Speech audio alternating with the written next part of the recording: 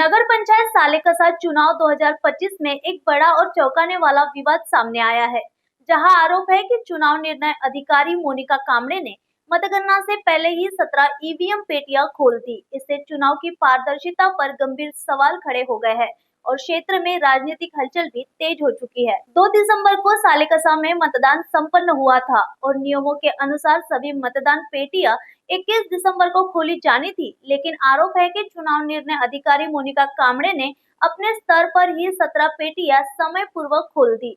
जैसे ही यह जानकारी बाहर आई, तहसील कार्यालय के बाहर नागरिकों और राजनीतिक कार्यकर्ताओं का गुस्सा फूट पड़ा। कार्यकर्ताओं ने इसे चुनाव प्रक्रिया से खिलवाड़ बताते हुए मोनिका कामड़े पर तत्काल कार्रवाई की मांग की है। कई राजनीतिक दलों ने भी इसे लोकतांत्रिक व्यवस्था पर हमला बताते हुए कठोर जांच और दोषियों पर सजा की मांग की है। चुनाव विभाग ने अभी तक इस मामले पर कोई भी आधिकारिक प्रतिक्रिया नहीं दी। राज्य निवडणूक आयोगाचा 11:45 एक परिपत्रक आला राज्य निवडणूक आयोगाचा। त्यामध्ये स्पष्ट सूचना दिली की पेटी बंद ईव्हीएम बंद करताना कशा प्रकारे कारवाई केली पाहिजे सर्व अधिकाऱ्यांनी बूथवर। त्यामध्ये स्पष्ट आहे की बॅटरी डिस्चार्ज होऊ नये। आपण 21 तारखेला मतपेट्या खोलणार आहोत, तर त्याकरिता डिस्चार्ज होऊ नये याकरिता सर्व तिथं पहिल्यांदा पडताळणी करून आपण सील पॅक करावं आणि त्यानंतर तिला कंट्रोल रूमला न्यावं असे स्पष्ट सूचना राज्य निवडणूक आयोगाची आहे।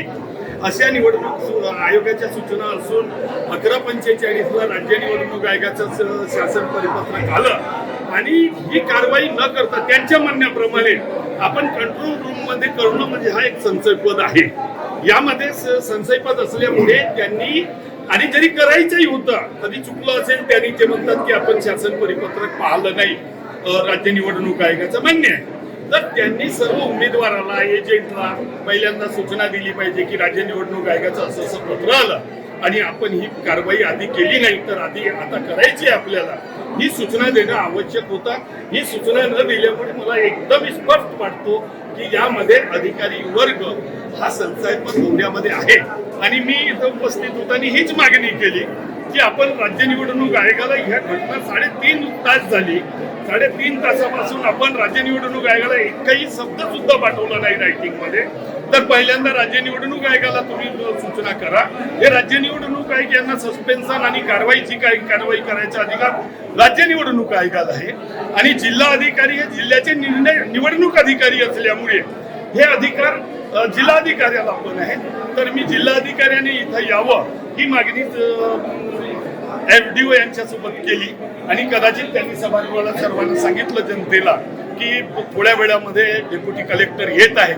आता डेप्युटी कलेक्टर काय निर्णय घेतात हा बघावं लागेल, परंतु यावर ते काही निर्णय घेत असतील परंतु पहिल्यांदा सस्पेन्शन त्यानंतर ही निवडणूक रद्द करणं ही एक बाब यहाँ ऐसा क्या कार्य घटित हुआ जिसमें यहाँ इतना पब्लिक का आक्रोश है और क्या ऐसा यहाँ पर आरू जो अधिकारी है 2012च्या शासन परिपत्रकाप्रमाणे बॅटरी डिस्चार्ज होऊ नये 20 दिवस याकरिता सील पॅक करण्याच्या आधी त्यांनी ही सर्व सील पॅक करण्याची आधी प्रोसेस करायची होती आणि त्या परिपत्रकामध्ये नोटिंग आहे, सर्व नोटिंग केलं आहे आणि ती कारवाई आता तुम्ही जरी कंट्रोल रूम मध्ये आणलं, तुम्ही एजंटच्या सह्या घेतल्या, उमेदवाराच्या सह्या घेतल्या सील पॅकवर आणि ती सील तोडत असेल स्वतःच्या मर्जीने तर मग सील पॅक करण्याचा अर्थ काय होता? ये जो पेटियों की सील तोड़ी गई रात में कितने बजे की घटना है? मला LCBच्या कर्मचाऱ्यांनी 7:45 वाजे गोंदियात असताना मला फोन केला, दादा काही सालेकसामध्ये तुम्ही परमेशचं का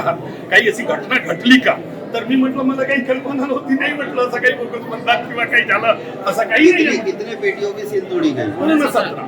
पूरे 17 से आणि अध्यक्षाची अध्यक्ष की भी पेटी को सील तोड़ा गया और रिजल्ट घोषित किया गया उसका नहीं 21 तारीख अध्यक्ष और जो मतलब ये जो आक्रोश है जनता है क्या जो लोगों का निवडणूक आयोग से खर्च हुआ अभी इलेक्शन में वो भी परत होना चाहिए और दोबारा इलेक्शन होना चाहिए और जितने लोग इस यंत्रणा में उतने सस्पेंड होना चाहिए और उस पर पुलिस FIR दर्ज होना चाहिए।